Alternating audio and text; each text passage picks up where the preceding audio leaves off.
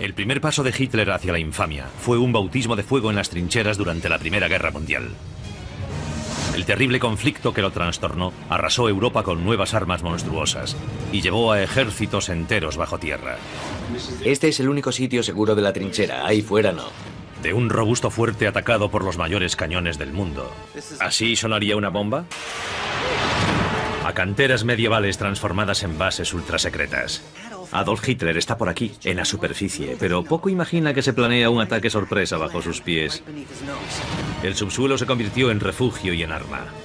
No me extraña que todo el pueblo quedase destruido. Retrocederemos en el tiempo en ciudades bajo tierra. Bélgica, las trincheras de Hitler.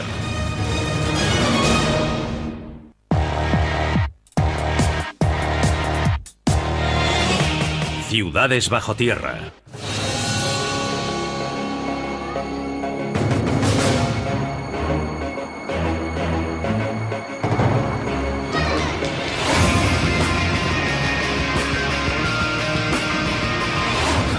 Soy Don Whitman y estoy en las trincheras a las afueras de Ypres, Bélgica, zona clave del frente occidental de la Primera Guerra Mundial.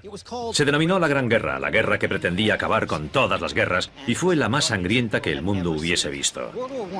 La Primera Guerra Mundial destruyó imperios, forjó naciones, mató a más de 20 millones de personas y preparó el terreno para el dictador más despreciado del mundo, Adolf Hitler. Durante miles de años, las grandes potencias europeas habían luchado por las fronteras, pero en 1914 el conflicto derivó en una guerra. Cuando los alemanes pusieron rumbo a Francia, los aliados se dispusieron a detenerlos y todos chocaron aquí, en el frente occidental. Durante 4 largos años se luchó a lo largo de 755 kilómetros de trincheras que abarcaban desde el Canal de la Mancha a Suiza. Pero fue aquí, en una pequeña área cercana a Ypres, Bélgica, donde nacieron los dos mayores monstruos del siglo XX. La guerra moderna y la locura de Adolf Hitler. Su despiadado ascenso hasta el poder empezó en la Primera Guerra Mundial, luchando en las sangrientas y sórdidas trincheras en torno a Ypres. Me reuní con el experto en campos de batalla, Martin King, que me llevó a unas construcciones subterráneas rara vez vistas, usadas por ambos bandos para intentar acabar con el terrible marasmo de la guerra de trincheras. ¿Estas son las trincheras británicas? Sí, no parece que diesen mucha protección. No la ofrecían. Las paredes se remataban con sacos de arena. En las trincheras de solo 1,5 metros de profundidad, excavadas a toda prisa y con poco o ningún refuerzo, los soldados se enfrentaban a armas terribles que nadie había visto antes, como la munición de artillería que transformó las trincheras en cráteres. Cualquier soldado que asomase la cabeza también estaba al alcance de un arma nueva de tremenda eficacia, la ametralladora. Un invento estadounidense que podía escupir balas el triple de rápido que un fusil. Y además estaban las nubes de gas venenoso que podían llegar en cualquier momento. En esta situación de pesadilla solo había un lugar seguro en muchos kilómetros.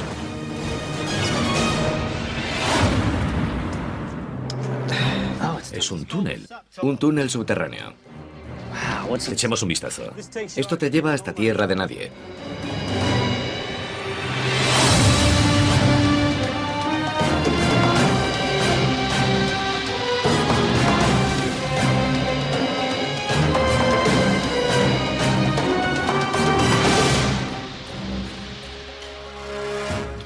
Madre mía, esto es interminable.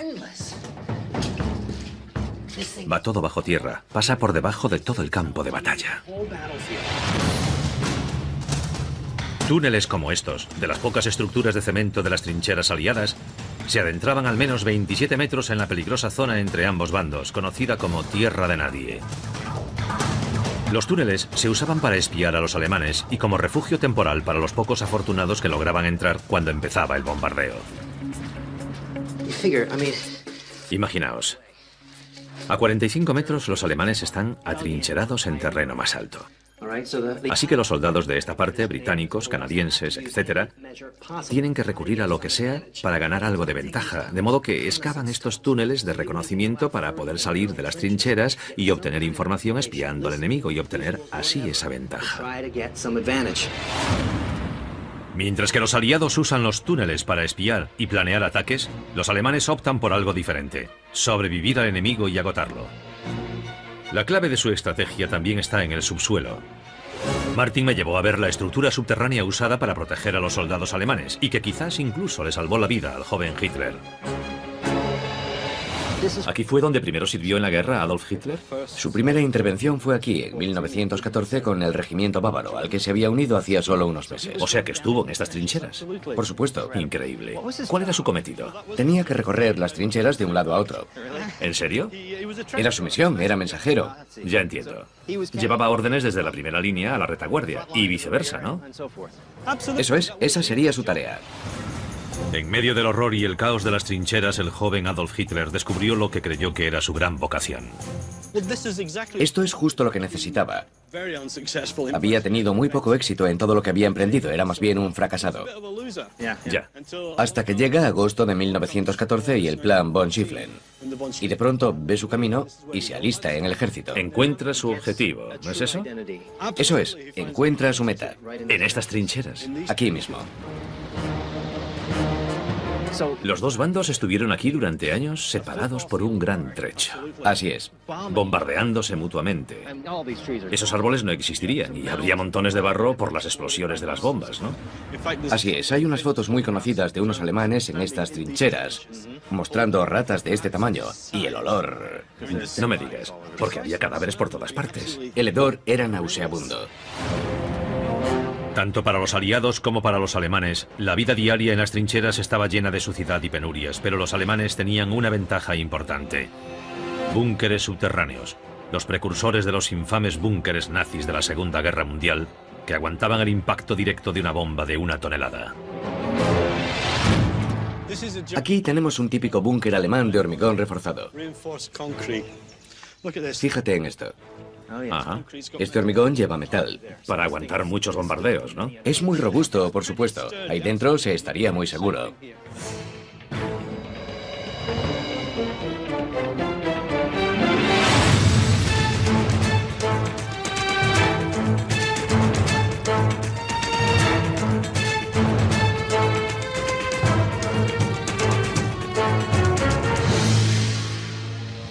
¿Es el tamaño real? ¿Solo eran así de altos? Solo se hacían así de altos y aguantaban muchos bombardeos que a veces podían durar varios días. Entonces, estos búnkeres se hacían para refugiarse de los bombardeos, ¿no? Así es, específicamente con ese fin. ¿Cuántos hombres podrían meterse aquí? Entre 47 y 50. ¿50 hombres en este espacio tan pequeño? Eso es. Madre mía. Y este era el único lugar seguro de la trinchera. Ahí fuera la muerte era segura. Claro. Aquí estabas protegido. Tienes varios metros de hormigón reforzado encima de ti. En pequeños espacios como este, Adolf Hitler tenía público asegurado para su exaltada propaganda. Al arrastrarse dentro de este búnker, podía encontrarse a 40 soldados aquí metidos. Y les diría que acababa de llegar de Berlín, etcétera, etcétera, y empezaría con quejas y discursos. Sobre los temas que ya sabemos. Mayormente sobre política. El compañero constante y único amigo de Hitler durante la guerra fue un perro que espantaba a las ratas. Desde ese momento Hitler nunca estuvo sin perro. Su adorado pastor alemán, Blondie, estaba con él en el búnker de Berlín cuando se suicidó 30 años después. Aunque se calcula que su unidad perdió más de 2/3 de sus hombres en las primeras semanas de la guerra, Hitler sobrevivió milagrosamente 4 años en el frente occidental. Creía que era alguien con un propósito, con visión. Que tenía una misión importante. Creía firmemente en el destino. 4 años en las trincheras, sorteando los horrores de las más modernas máquinas de matar, fueron sumiendo a Hitler en un odio demencial e insaciable hacia sus enemigos, mientras que 2 poderosos ejércitos excavaban el subsuelo, buscando el modo de acabar con el pulso más sangriento de la historia.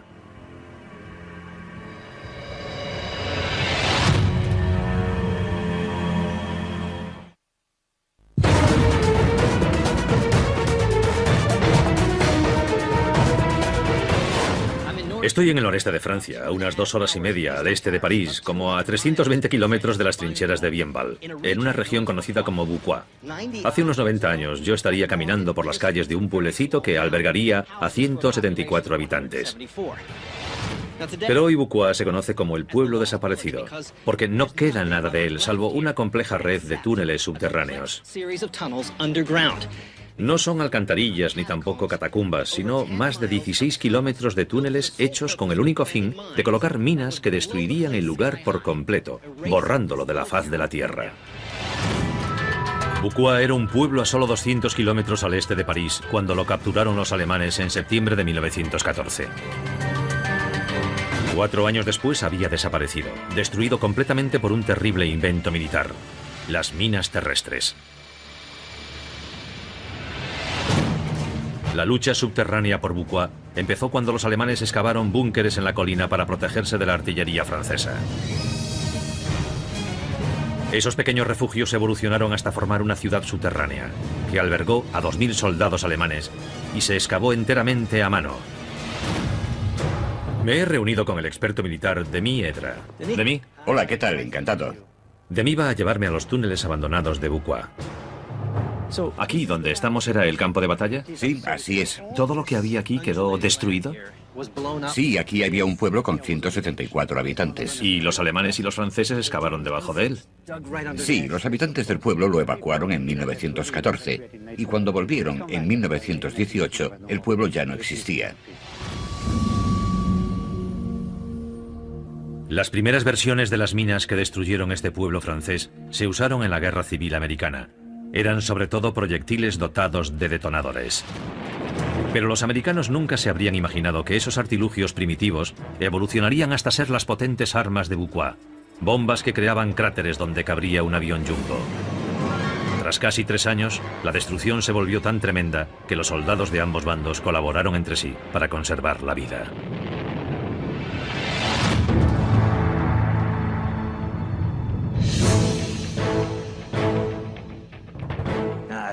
¿Esa es la entrada? Sí, es muy peligroso, así que debemos ponernos el casco. Vale, tú delante, ¿eh? Vale, vamos allá.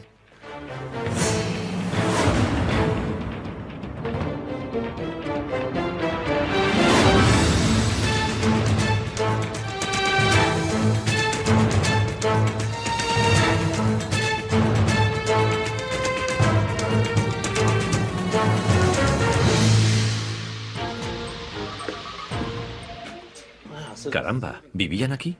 ¿Esto se restauró o lo encontrasteis así? No, lo encontramos justo así, no cambiamos nada. ¿Y esto qué era? Una cantina. Venían aquí a comprar postales, chocolate. Vaya, es increíble la sensación de seguridad que da. Sí. Las zonas de vivienda eran seguras, protegidas por 9 metros de tierra. Pero para luchar, los alemanes tenían que salir de su refugio subiendo por esa escalera. En pocos segundos estaban en la trinchera preparados para luchar contra los franceses. ¿Hasta dónde llega? Hasta la primera trinchera. Para aumentar su ventaja táctica, los alemanes recurrieron a las armas más avanzadas de la época, las minas terrestres, que podían usarse desde la seguridad relativa del subsuelo. ¿Cuántos metros bajaremos? Unos 50. 50 metros, unos 150 pies más o menos. Sí. Bien, segundo nivel. Y ahora bajaremos al tercero. Vamos, Don, sígueme. ¿De acuerdo? No hay ningún problema. Vale, pero es muy pendiente, ¿eh? Sí, así es. En el primer y segundo nivel del complejo de Bucua había zonas de vivienda, cocinas, hospitales y generadores. En el tercer nivel y el más hondo, a una profundidad de 50 metros, unos túneles largos y estrechos se extendían hasta el lado francés de la colina, con objeto de hacer estallar minas enormes bajo los aliados. En la otra parte de la montaña, los franceses excavaban contraminas. Los franceses sabían que no podrían atacar las trincheras por la superficie. Era imposible, claro. Así que tenían que ir por debajo. Sí. O sea que ambos bandos excavan túneles subterráneos. Todos los días durante 3 años. Cada bando excavaba más hondo con el fin de echar al adversario de la montaña. Las minas que tuvieron que usar fueron ganando potencia. De 1 tonelada evolucionaron hasta las 60 toneladas. Y a partir de aquí, 50 metros de tierra encima de nosotros. Sí, así es. ¿Y a esta profundidad, una bomba podía destruir lo que hay encima? Por supuesto. ¿Con qué frecuencia hacían estallar una de esas minas enormes? Durante 3 años se usaron 520 minas. Madre mía. Así que casi a diario.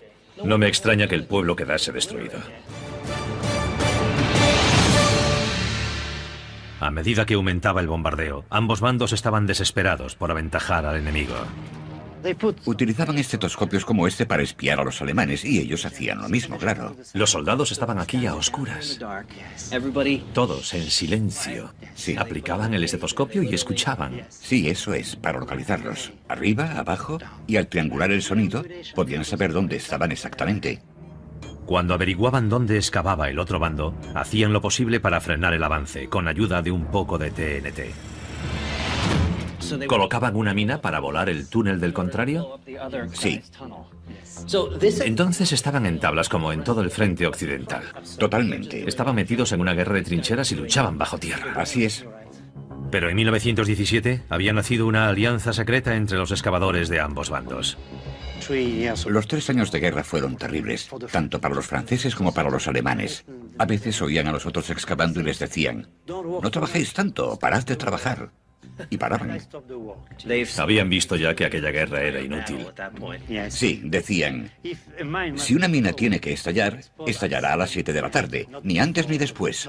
O sea que avisaban al enemigo de que iban a detonar minas. Sí.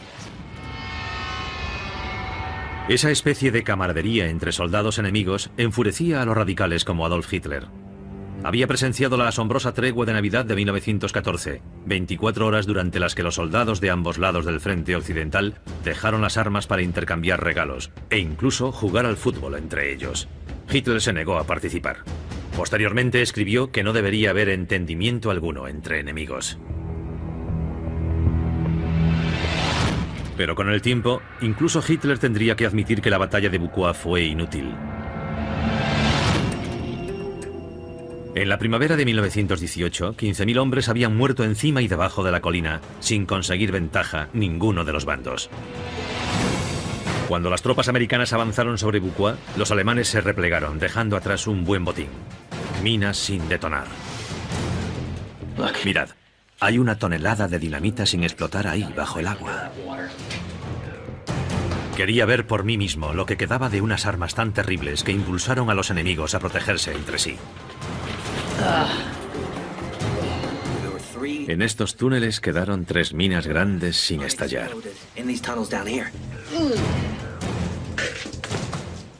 Con el tiempo, el nivel del agua subió y las consumió. No me adentro mucho, podría pisar munición de hace 90 años y no quiero jugármela. Los soldados estaban aquí abajo y hablaban entre sí. A Adolf Hitler le parecía una enorme traición que los soldados alemanes hablasen con los franceses bajo tierra. Vio que la fortaleza alemana flaqueaba bajo la presión. Y para él, Alemania nunca podía ceder. Conserva ese sentimiento durante toda su carrera y es lo que acaba desencadenando la Segunda Guerra Mundial.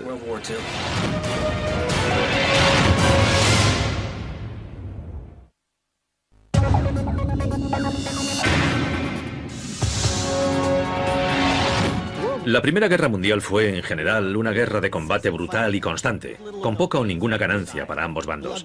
Se vertió sangre sobre cada centímetro de tierra, y cuando los alemanes colocaron el grueso de su ejército aquí, en el noreste de Francia, se produciría la batalla más larga del conflicto, una de las peores de la historia de la humanidad, la batalla de Verdún. El fuerte Douaumont fue el objetivo clave. Se decía que era el fuerte más inexpugnable de toda Europa, el orgullo del ejército francés y casi totalmente subterráneo. 240 kilómetros al este de París, Verdún era una ciudad de vital importancia en el frente occidental.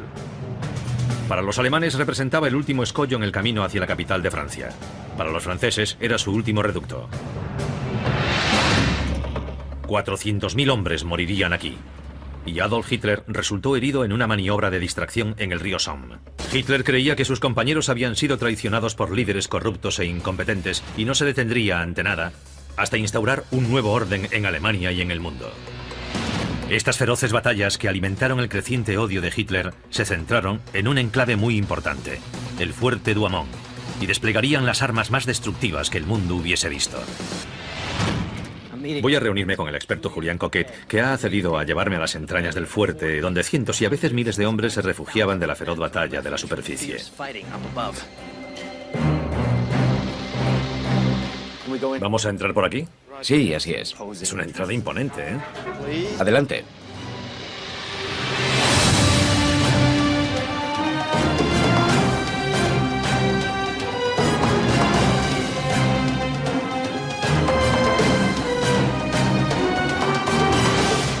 Este fuerte es enorme. Tiene unos 3 kilómetros de túneles. Caramba, fíjate. ¡Qué maravilla! ¿Para qué es esta maquinaria? Es la torreta de un cañón. Este enorme cañón de 155 milímetros, además de 2 más pequeños de 75 milímetros y 3 ametralladoras, defendían el fuerte. Tenía más de 2 kilómetros de túneles y salas, y se consideraba inexpugnable gracias a su construcción revolucionaria. Muros de cantería de 1 metro de grosor, cubiertos con 1 metro de arena, reforzada luego con 2,5 metros de cemento, y una capa de hasta 3 metros de tierra. El resultado fueron unos muros robustos a prueba de bombas, de más de 7 metros de grosor y coronados por cañones enormes. Era como Fort Knox con artillería. Vaya, fijaos en esto. Murciélagos. ¿Hay murciélagos aquí arriba? Pues sí, es verdad. ¿Qué pieza de artillería tan enorme? ¿El cañón está apuntando hacia afuera? Sí, esa es la trasera del cañón. El cañón tenía un alcance de unos 6 kilómetros y podía disparar 3 proyectiles de 42 kilos por minuto. La infantería enemiga nunca se había enfrentado a nada parecido.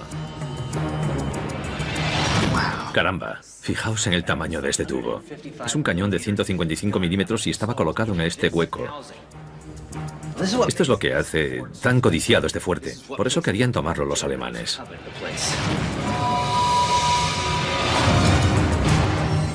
Pero en 1916, los alemanes avanzaban hacia Verdún, respaldados por armas aún más destructivas que los potentes cañones de Douaumont. Aquí se usó por primera vez con profusión el lanzallamas. Una monstruosidad portátil que podía escupir fuego a 82 metros y quemar vivas a sus víctimas. Aún peor era el enorme cañón de 420 milímetros apodado Gran Bertha. Tenía un alcance de 14 kilómetros y ya había destruido 3 ciudades fortificadas aliadas. Ahora apuntaba hacia el Douaumont. Los franceses decidieron sacrificar el fuerte y el colosal enclave francés cayó en manos enemigas sin que se efectuase ni un disparo. Los alemanes tomaron el fuerte en febrero de 1916. Y se apoderaron de este cañón. Sí, pero no pudieron usarlo, porque al parecer los franceses los sabotearon antes de que los alemanes tomasen el fuerte. Aunque no pudieron utilizar los grandes cañones franceses, los alemanes hicieron buen uso del fuerte Douaumont. Caramba, menudo sitio. Albergaron en él hasta 3.000 soldados, un hospital de campaña y gran cantidad de munición. Fijaos, la cama es enorme. Sí, caben 2 hombres arriba y otros 2 abajo. Ah, dormían 4 en ella, ¿no? Eso es, 4 hombres. Dentro de este fuerte uno se sentía bien protegido. Lo apodaron el tío Douaumont. No me digas. Así es. Porque eran conscientes de que podrían haber estado en las trincheras y en cambio estaban en un buen refugio. Suerte para ellos. Decididos a recuperar su preciado fuerte y también el honor patrio, los franceses atacaron con artillería pesada y feroces pero ineficaces asaltos por tierra. ¿Cuántas personas murieron? En toda la batalla, sobre unos 300.000 soldados, franceses y alemanes. En junio de 1916, los aliados iniciaron una maniobra de distracción muy cerca, en el río Somme, donde el propio soldado Adolf Hitler resultó herido, tras lo que volvió a Alemania para recibir tratamiento. Pero la batalla conocida como la Picadora de Verdún duró aún otros 6 meses. ¿Cuántas bombas cayeron aquí por día? Sobre unas 2.000. 2.000 bombas, Dios mío, prácticamente todo el día. Y algunos días lanzaron 10.000 proyectiles contra el fuerte. Durante esos 300 días, ¿qué se sentía estando aquí? Cuando un proyectil estallaba en el fuerte, hacía temblar los muros. Se desprendería material y caería sobre los soldados. El bombardeo fue constante. Los franceses bombardearon constantemente. Estallaba una bomba cada 30 segundos. Madre mía. En los 10 primeros meses de la batalla, los franceses dispararon 60 millones de proyectiles de artillería. ¿Así sonaría el estallido de una bomba? De una bomba de potencia media. Ya.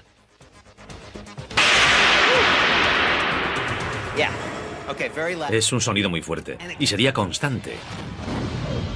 Imagínate 2.000 o 10.000 proyectiles en un día. Algunos soldados enloquecieron aquí. Increíble. Y se suicidaron. No pudieron soportar todo aquel ruido, todo aquel horror. Entonces sufrían la típica fatiga de combate. Sí, se empezó a estudiar durante la Primera Guerra Mundial. Era una enfermedad nunca antes vista y que nadie entendía. Los síntomas iban desde el insomnio y el nerviosismo al completo colapso mental y los tics faciales grotescos. Muchas personas se mofaban de esos enfermos y los acusaban de debilidad y cobardía. Mientras los hombres intentaban mantener la cordura, el fuerte también empezó a mostrar signos de fatiga. Estamos a unos 13 metros bajo tierra, un nivel por debajo del fuerte, y fijaos lo que hay aquí arriba. Son estalactitas, se formaron por la filtración del agua a través de miles de grietas creadas por los miles de bombas caídas aquí a diario durante la batalla de Verdún. Tras 2 meses de bombardeo, los ocupantes alemanes recibieron un golpe demoledor. Encendieron una hoguera para cocinar, demasiado cerca de la munición de los cañones saboteados de la torreta. Desencadenó una tremenda explosión que mató a 800 hombres. Voy a enseñarte una cosa. Aquí, en este hueco de ventilación, hay un casco alemán. ¿Un casco alemán? Es verdad. ¿Y cómo llegó hasta aquí? Creo que con la explosión. La cabeza y el casco del soldado alemán cayeron dentro del hueco. Entonces el cráneo estará dentro del casco. Creo que sí. Qué curioso. Finalmente, tras 8 meses de carnicería, los franceses utilizaron una nueva y potente arma contra el fuerte. Un cañón de 400 milímetros que podía lanzar proyectiles de 1 tonelada a unos 1500 kilómetros por hora. Reconquistaron el fuerte gracias a ese mortero, al lanzaobuses de 400 milímetros. Era el de mayor calibre del ejército francés. Y al final los alemanes comprendieron que no podrían defender el fuerte contra ese cañón. Claro, porque uno de esos proyectiles cayó sobre un depósito de munición del fuerte, y los alemanes tuvieron que evacuarlo. Ya entiendo. Fue una gran victoria para los franceses y un gran estímulo para el ejército francés y para el pueblo francés. Y esto los anima hasta el fin de la guerra, supongo. Efectivamente. Por tanto, todo empezó aquí, en el fuerte Douaumont. Aquí empezó.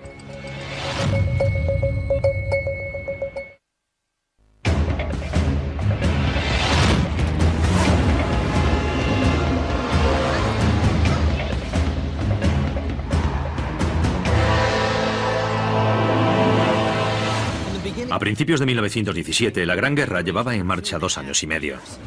Los aliados se lamían las heridas. Las sangrientas batallas de Somme y de Verdún habían diezmado sus tropas y destruido la moral. Así que los aliados idearon un plan, un modo de terminar con la guerra con un ataque rápido contra el frente alemán. Pero los estrategas militares necesitaban una ventaja, un modo de sorprender a los alemanes antes de un ataque masivo. Así que planificaron un ataque sorpresa desde el subsuelo. Tras 2 años de sangriento punto muerto, el ejército francés estaba acumulando tropas en secreto en la región de Champagne, en el extremo sur de los 95 kilómetros del frente alemán, conocido como línea Hindenburg. En el extremo norte de la línea, el cabo Adolf Hitler estaba destacado como mensajero, completamente ajeno a la gran tropa de ataque británica que se estaba reuniendo bajo ellos. Los británicos iniciaron su ataque desde la ciudad medieval de Arras, que tenía túneles subterráneos antiguos y secretos.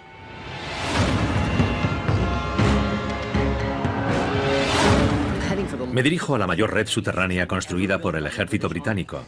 Fue esa red extensa la que permitió que los aliados capturasen más territorio enemigo en un día que en muchos años. Según parece, toda esta ciudad cuenta con un antiguo subterráneo que los británicos usaron para fines militares secretos. He quedado con el arqueólogo de la ciudad que me llevará a visitar los subterráneos. ¿Alain? Sí, soy yo. Alain Jacques y sus compañeros andaban buscando una cantera medieval de Creta cuando descubrieron una red de túneles que desempeñó una función vital y secreta en una época más moderna. ¿Esto qué es? ¿Una de las plazas principales de Arras? Sí, eso es. ¿Y hay una red secreta de túneles bajo la ciudad? Muy extensa. Caray. ¿Te lo enseño? Sí, sí. Adelante. Muy bien, gracias.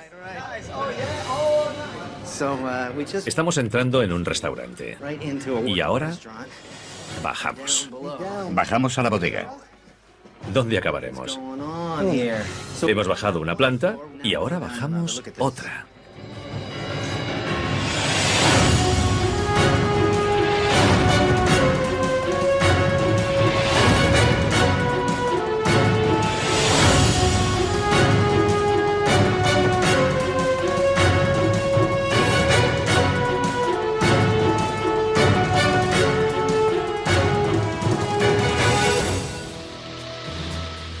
¿A ¿A qué profundidad estamos, Alain? A 12 metros. A 12 metros, o sea, 36 pies. Increíble. Es la entrada a los túneles.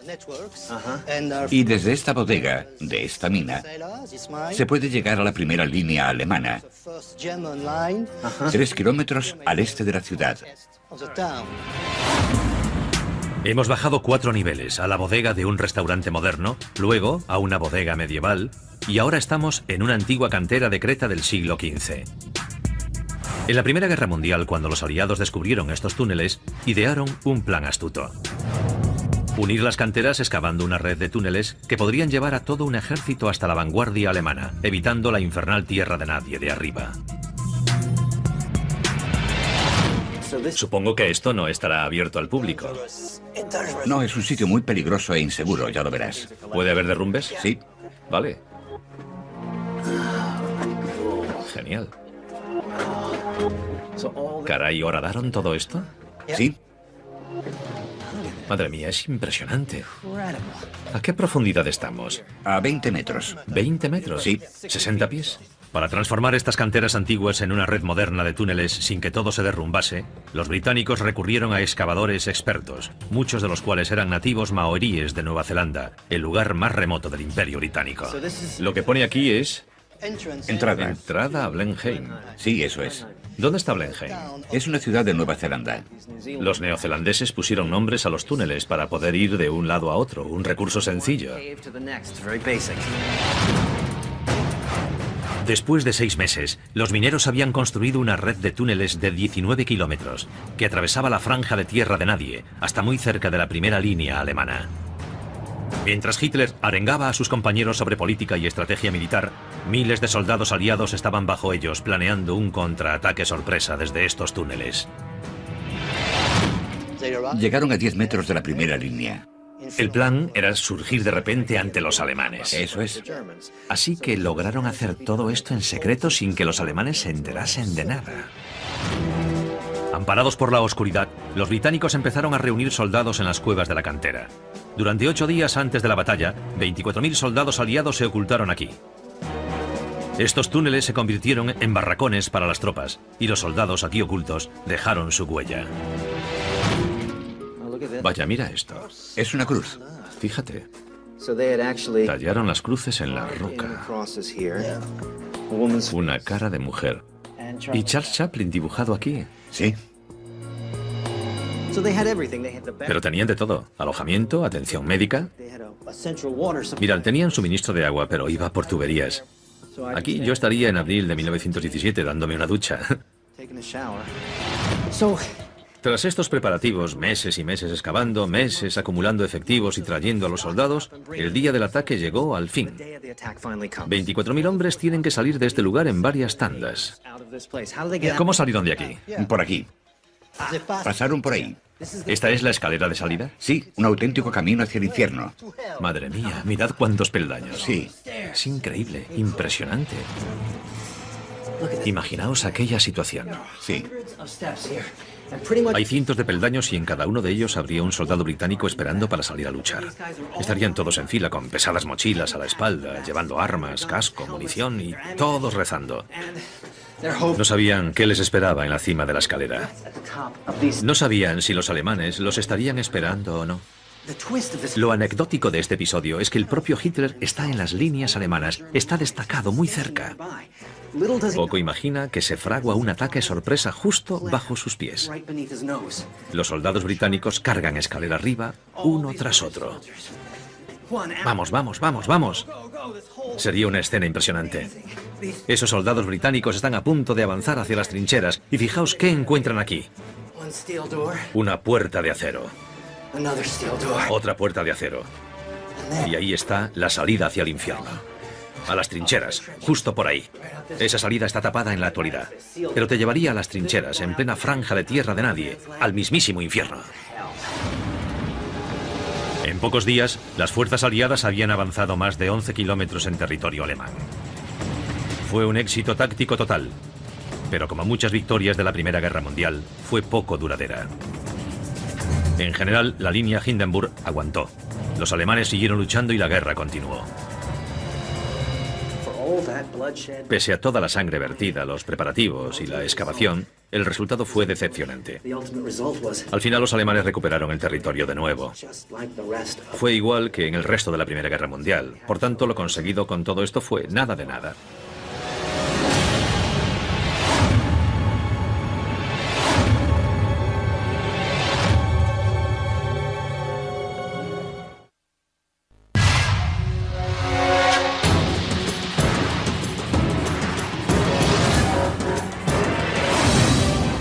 Además de los 8,5 millones de hombres muertos en las batallas de la Primera Guerra Mundial, 21 millones resultaron heridos. Los que pudieron sobrevivir al infierno de la guerra cambiaron para siempre. A un Hitler de 29 años, las terribles experiencias en batalla lo hicieron odiar a los enemigos y alimentaron la ira y el resentimiento que lo llevaron a convertirse en el mayor monstruo del siglo XX.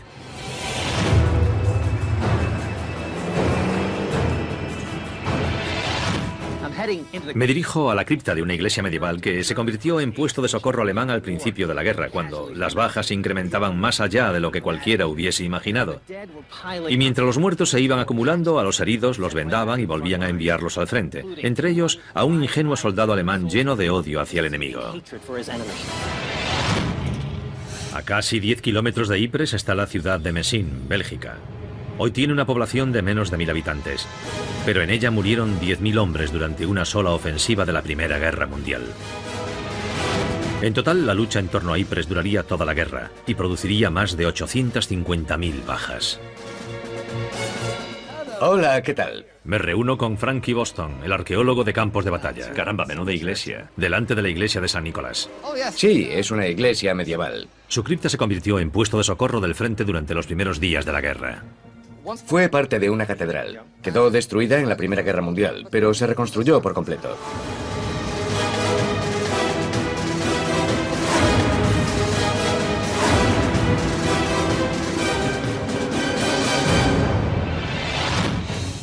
¿Entonces Hitler estuvo aquí? Sí, en la primera fase de la guerra, entre 1914 y 1915. Y hay un recuerdo curioso, no en la propia iglesia, sino bajo ella.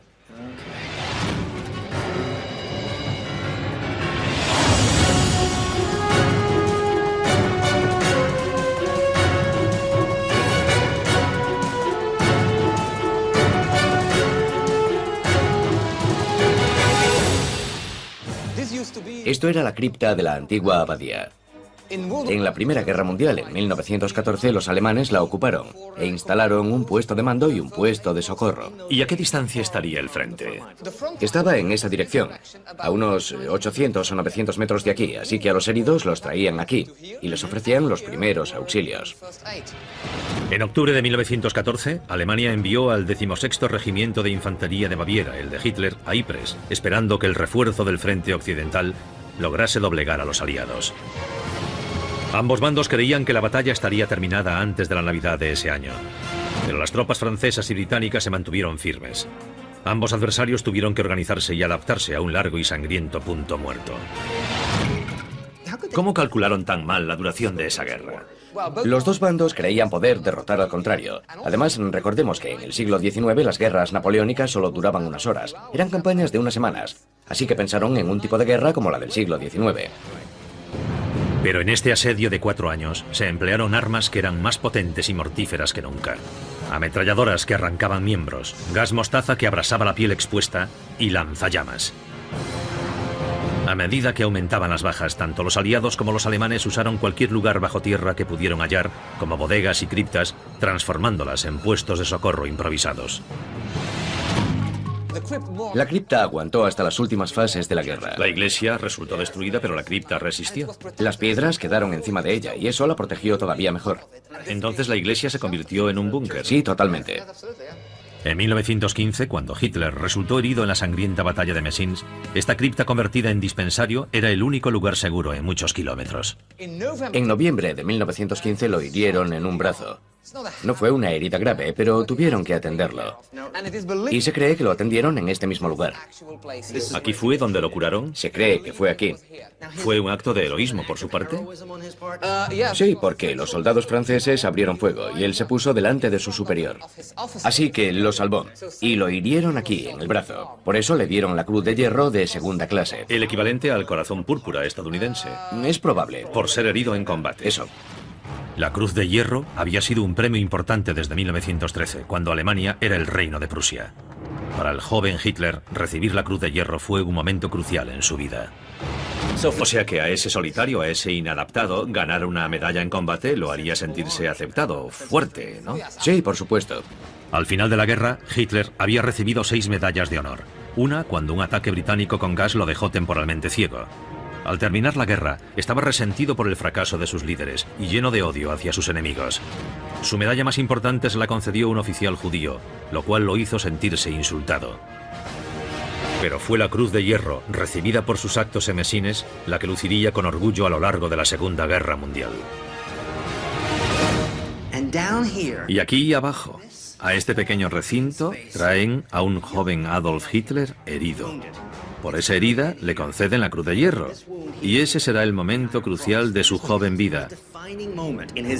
Porque es entonces cuando se siente más que nunca parte del ejército alemán. Oficialmente es parte de su patria, de la patria que ha adoptado. Pero cuando Hitler regresó a Alemania al terminar la guerra, descubrió que su amada patria estaba arruinada. La gente se moría de hambre en las calles y comía basura para sobrevivir. El país estaba en bancarrota y su futuro era lúgubre. El pueblo alemán deseaba desesperadamente un líder fuerte, un hombre con una visión para su futuro. Y lo encontró.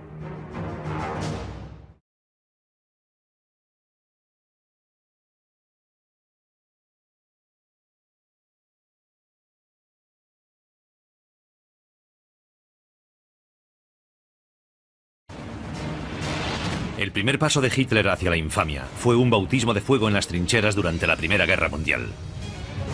El terrible conflicto que lo trastornó arrasó Europa con nuevas armas monstruosas y llevó a ejércitos enteros bajo tierra. Este es el único sitio seguro de la trinchera, ahí fuera no.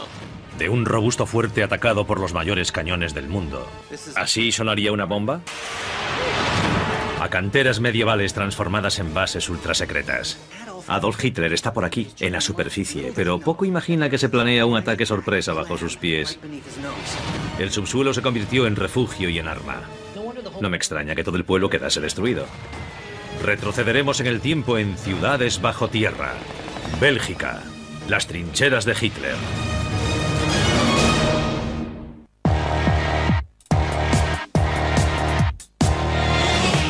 Ciudades bajo tierra.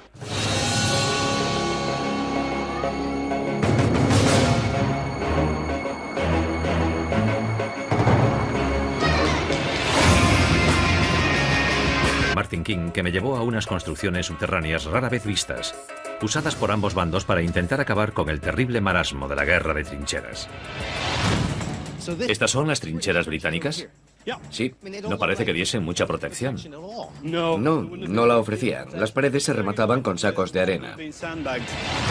En las trincheras de solo 1,5 metros de profundidad, excavadas a toda prisa y con poco o ningún refuerzo, los soldados se enfrentaban a armas terribles que nadie había visto antes, como la munición de artillería que transformó las trincheras en cráteres. Cualquier soldado que asomase la cabeza también estaba al alcance de un arma nueva de tremenda eficacia, la ametralladora. Un invento estadounidense que podía escupir balas el triple de rápido que un fusil.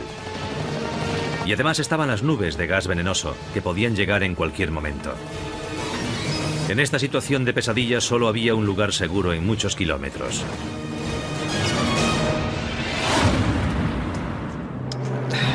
Es un túnel. Un túnel subterráneo. Echemos un vistazo. Esto te lleva hasta tierra de nadie.